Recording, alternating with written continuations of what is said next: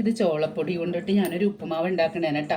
ആദ്യമായിട്ടാണ് ഞാൻ ചെയ്യുന്നത് കേട്ടോ. അപ്പോൾ യൂട്യൂബ് നോക്കിയിട്ടാണ് കേട്ടോ ഞാനിത് ചെയ്തത്. അപ്പോൾ ഇത് ചെയ്തുകൊണ്ടിരുന്ന് കഴിഞ്ഞപ്പോഴത്തേക്കുമാണ് എനിക്കിത് വീഡിയോ എടുക്കണമെന്ന് തോന്നിയത്. എനിക്കെല്ലാം കൈക്കണക്കാണ് കേട്ടോ. ഉപ്പൊക്കെ ഞാൻ ഓൾറെഡി ഇട്ട് വെറുതെ സാധാ വെള്ളം കൊണ്ടാണ് കേട്ടോ ഞാനിത് നനച്ചത്. ഞാൻ പ്രതീക്ഷിച്ചതിനേക്കാളും നല്ല രീതിയിൽ തന്നെ ഇതേ നന്നായിട്ട് വന്നിട്ടുണ്ട് കേട്ടോ. നല്ലോണം നനച്ചിട്ടുണ്ട്.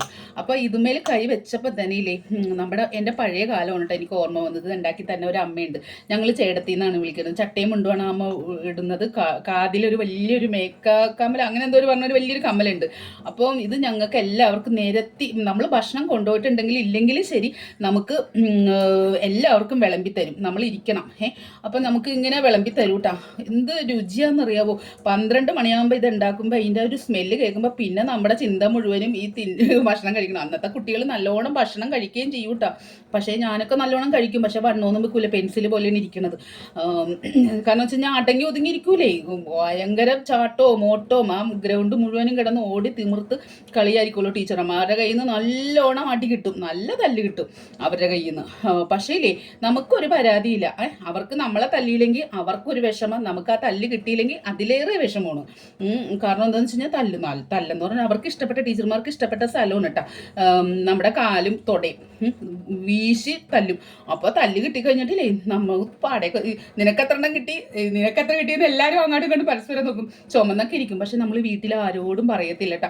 പറഞ്ഞു കഴിഞ്ഞാൽ നമുക്ക് ആ കിട്ടിയതിനും കൂടി നമുക്ക് വേറെ തിരിച്ച് കിട്ടും. ടീച്ചർമാർ തല്ലിയത് എന്തിനാണെന്ന് കൂടി ചോദിച്ചുകൊണ്ട് നമുക്ക് അതിനും കൂടി കിട്ടും നല്ല തല്ല്.